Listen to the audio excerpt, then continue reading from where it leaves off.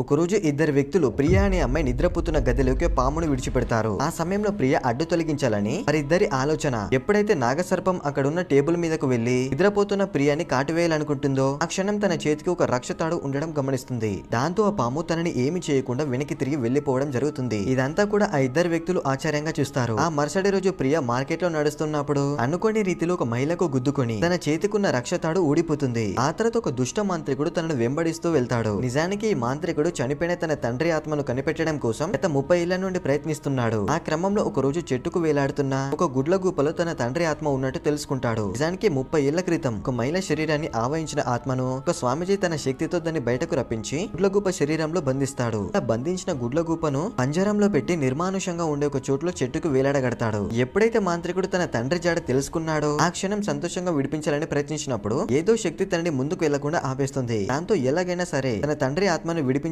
తాంత్రికుడు నిర్ణయించుకుంటాడు. దానికోసం ఎన్నో రోజులు కష్టపడి ఒక దుష్ట దయ్యాన్ని పాతాళ లోకం నుండి రప్పిస్తాడు. ఒక లైక్ చేయండి ఫ్రెండ్స్.